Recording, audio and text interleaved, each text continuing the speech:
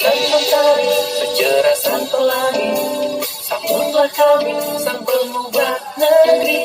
Bergerak pasti, berbagi dan mengabdi, religi dan mandiri, solusi untuk negeri. Bergerak bangsa, gotong royong rawat satu irama. Merdeka belajar siswa, cerdas dan berkarakter Pancasila. Percaya dan kuasa guru penggerak agar selalu ada untuk siswa Indonesia bahagia.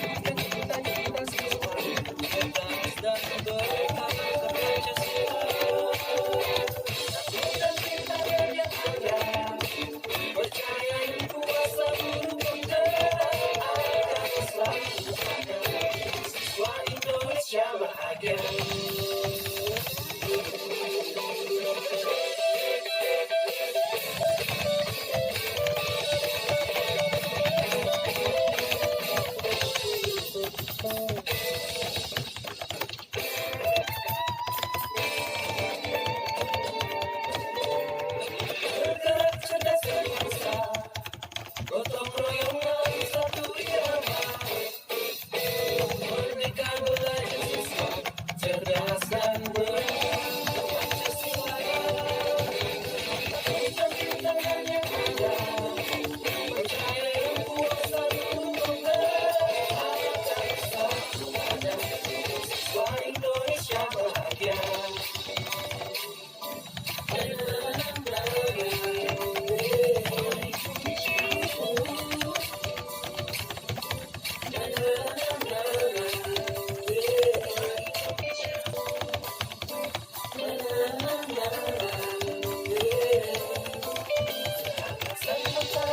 Sejarah sang pelangi, sambutlah kami, sang pengubah negeri. Bergerak pasti, berbagi dan mengabdi, religi dan mandiri, solusi untuk negeri. Bergerak bangsa, gotong royong rawat satu irama.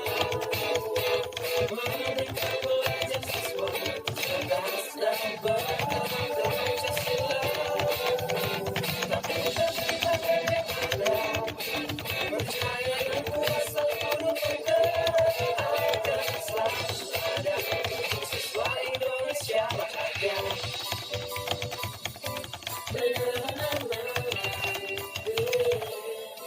Semangat sang mentari, sejarah sang pelangi, sambutlah kami, sang pengubah negeri. Bergerak pasti, berbagi dan mengabdi, religi dan mandiri, solusi untuk negeri.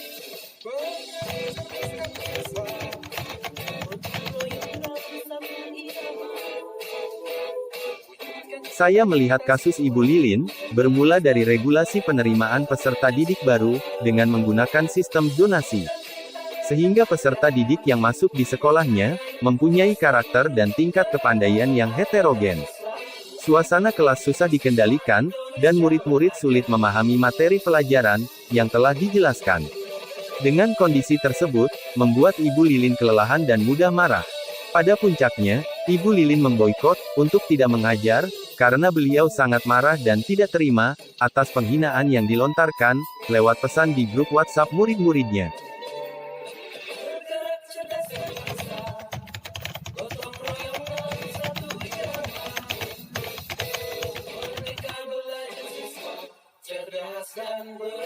Kalau kita hubungkan, dengan segala aspek dari modul ini, saya berpandangan bahwa, Ibu Lilin, cenderung berpikir pada pendekatan berbasis kekurangan, atau deficit-based thinking, yaitu perhatiannya terfokus pada kekurangan, yang dimiliki oleh murid-muridnya. Sesuatunya dilihat dengan cara pandang pada sisi negatif, sehingga merasa tidak nyaman, mudah marah, dan kelelahan dalam melaksanakan tugas mengajarnya. Seharusnya Ibu Lilin menyadari bahwa setiap anak itu pasti mempunyai kemampuan, pemahaman, dan karakter masing-masing, serta memiliki tingkat kesiapan belajar, gaya belajar, dan minat yang beragam. Sangat cocok bila Ibu Lilin, dalam mengajarnya, menerapkan pembelajaran berdiferensiasi, untuk mengatasi permasalahan tersebut. Bahkan, dengan pembelajaran berdiferensiasi, Ibu Lilin dapat menggali dan mengenali potensi yang dimiliki oleh murid-muridnya, sebagai suatu aset yang harus dikembangkan. Sehingga murid-murid Ibu Lilin, merasa diperhatikan dan dihargai, sebagai seorang pembelajar. Kemudian, Ibu Lilin juga, harus lebih melatih lagi kompetensi sosial emosionalnya, agar dapat mengendalikan diri, dalam menghadapi permasalahan, dan murid-muridnya, yang heterogen.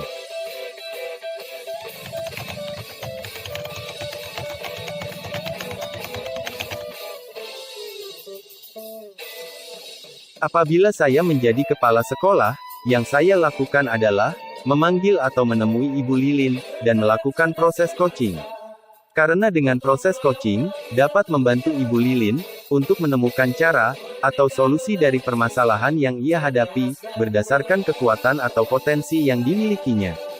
Kemudian, mengingatkan pula kepada Ibu Lilin bahwa keberagaman kemampuan dan karakter yang dimiliki oleh murid itu adalah merupakan suatu aset sekolah, yang dapat memberikan kesempatan lebih bagi kita sebagai warga sekolah, untuk berkolaborasi, yang berdaya guna.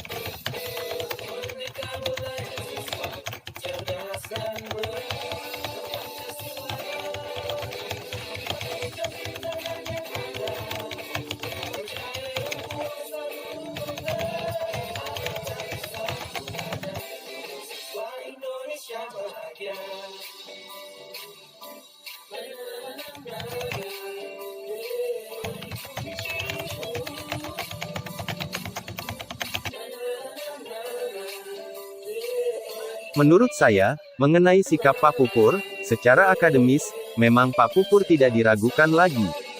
Berbagai kejuaraan dan perlombaan guru, telah diikutinya sampai mendapat penghargaan di tingkat nasional. Namun, merasa sedih setelah direkomendasikan oleh kepala sekolahnya, untuk mengikuti seleksi calon pengawas sekolah. Kemungkinan kesedihannya itu karena, harus berpisah dengan murid-murid yang ia sayangi, layaknya anak sendiri, guru-guru, dan kepala sekolah, yang selalu mendukung pencapaian prestasinya selama ini. Beliau telah merasa nyaman dengan kondisi, atau situasi lingkungan sekolah, yang membuatnya berprestasi, dan harus ia tinggalkan. Ia berpikir, tidak akan menemukan situasi atau kondisi seperti ini, bila ia menjadi pengawas sekolah. Hal inilah menurut saya, yang membuat perasaan Pak Pupur merasa sedih. Di sisi lain, Pak Pupur adalah, merupakan aset berkualitas, yang dapat memberikan perubahan positif, pada ekosistem pendidikan, untuk melakukan perbaikan, dan peningkatan mutu pendidikan di sekolah. Dari pengalaman dan kompetensi yang dimilikinya itu, sangat dibutuhkan untuk kemajuan pendidikan pada umumnya. Olehnya itu, sangat cocok bila ia menerima rekomendasi itu, untuk mengikuti seleksi pengawas sekolah, agar dapat menularkan kemampuannya, pada sekolah-sekolah binaannya.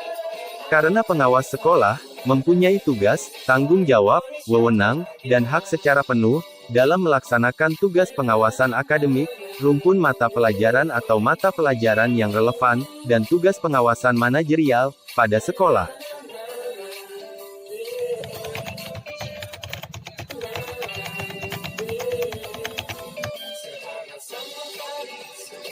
Apabila saya sebagai kepala sekolah, yang saya lakukan adalah sama, yaitu tetap memberikan rekomendasi pada Pak Pupur, untuk mengikuti seleksi calon pengawas sekolah.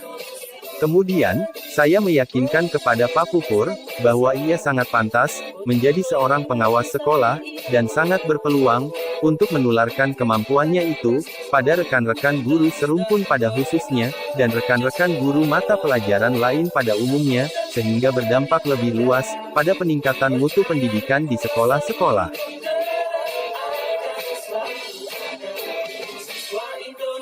Demikianlah pembahasan studi kasus, pada eksplorasi konsep, pemimpin dalam pembelajaran. Terima kasih.